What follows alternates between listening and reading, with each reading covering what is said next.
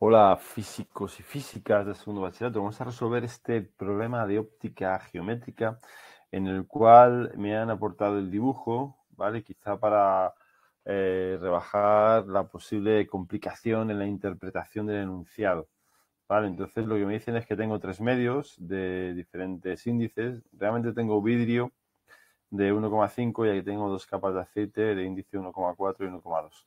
Entonces tengo un rayo incidente aquí, ¿vale? Con un ángulo de 30 grados con la normal. Y este rayo sufre dos fenómenos, como sabemos, el de refracción y el de reflexión, ¿vale? Este es el rayo reflejado.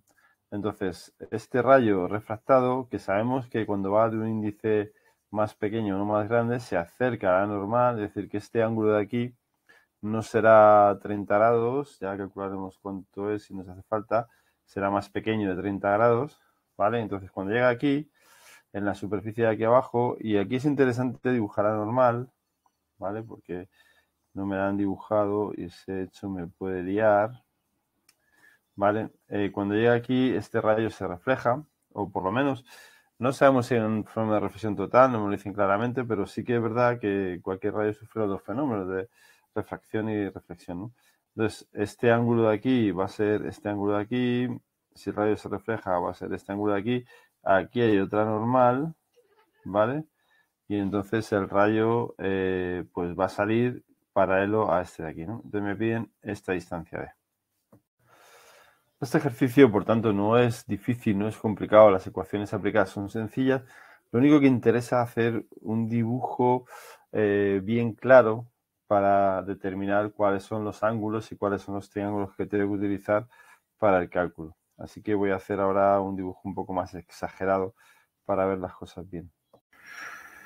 Bueno, en este dibujo, que seguramente vosotros lo podéis hacer mejor, vemos que lo que me piden forma parte de un triángulo rectángulo, ¿vale? En el cual, si esto es 30 grados, necesariamente para llegar a 90 esto es 60, ¿vale? Luego necesito solamente un lado, este por ejemplo, ¿vale? Para con este ángulo y con este lado, pues determinar este, ¿vale? Entonces aquí también tengo otros triángulos rectángulos que además me dan uno de los lados aquí, ¿vale? Y realmente con saber este ángulo, pues ya tendría este lado, este ángulo, podría determinar este, multiplicaría por 2, tendría todo este lado y a partir de aquí por trigonometría hallaría esto de aquí, ¿vale? Por lo tanto, la física de alguna manera se ha terminado a la hora de hacer el dibujo, ahora solamente es aplicar matemáticas. Aplico ahora la segunda ley de Snell para la refracción, que dice que n1 por el seno del ángulo de incidencia es igual a n2 por el seno del ángulo de refracción. Vale, yo quiero calcular el seno del ángulo de refracción para poder despejar el ángulo de refracción. Sería n1 entre 2 por el seno de incidencia. Vale, si meto todos los datos y calculo, el resultado que me da es aproximadamente 27,82 grados. Vale, una cosa importante que tenéis que tener en cuenta para saber que lo estáis haciendo bien es que comprobéis que este ángulo, ¿vale?, es más pequeño que el ángulo de incidencia, porque ya sabemos que cuando pasamos de un índice más pequeño a un índice más grande, el rayo se acerca a la normal. Entonces, no hay mucha diferencia porque los índices son bastante parecidos, pero sí que el ángulo es más pequeño. Vale, y ahora esta parte pues se reduce a un ejercicio de trigonometría. Tengo que identificar los triángulos. Este sería 1, que lo he puesto aquí. Estos son 4 centímetros. Esta distancia X es la que quiero calcular, porque sería esto de aquí y como esto es igual, pues sería 2X. Tendríamos ya, girando este triángulo, tendríamos este de aquí, donde este ángulo sabemos que es 60 grados, porque si esto es 30, porque el ángulo de incidencia es igual al ángulo de reflexión, pues esto es 60. Cuando si este triángulo lo giro, ¿vale? Necesito este cateto que está aquí, y una vez que tenga este valor, lo meto aquí, y a través de la función que relaciona, la razón trigonométrica que relaciona el cateto opuesto con la hipotenusa, que es el seno, pues puedo despejar el valor de esta distancia D, ¿no? Vale, pues lo voy a hacer. Diría a ver, necesito a partir de este ángulo y este cateto, el cateto opuesto. Pues nada, hago tangente, ¿no? La tangente de 27,82 es igual a x partido por 4. Vale, pues si despejo, x me da aproximadamente 2,11 centímetros. Vale, pues si esto es 2x, pues sería 4,22 centímetros. Y entonces aquí lo que pasaría es que el seno de 60 es igual al cateto opuesto, que es lo que quiero calcular d, partido por la hipotenusa, que es 4,22. Despejo d y me queda aproximadamente 3,6 centímetros. Vale, y ahora el segundo apartado lo que me dice es que yo cuando entra un rayo aquí con cierto ángulo de incidencia, yo sé que aquí el rayo se va a acercar a la normal porque este índice es más pequeño que este, ¿vale?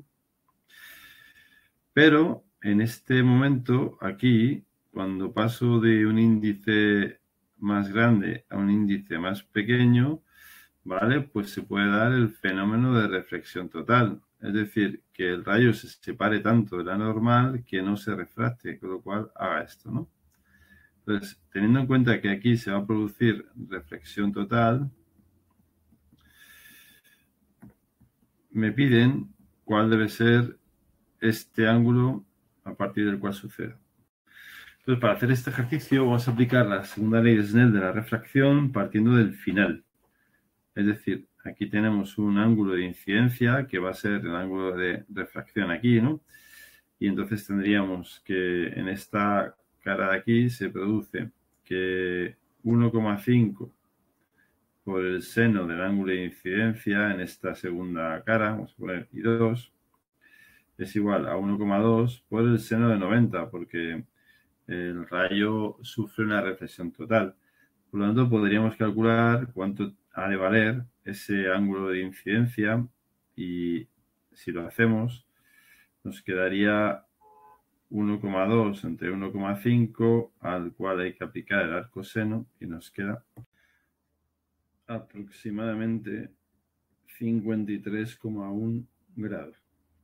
Bien, ese es el ángulo que tengo que tener aquí para que exista reflexión total. Vale, entonces, como este ángulo está vinculado con este de aquí, puedo volver a aplicar la segunda ley de Snell.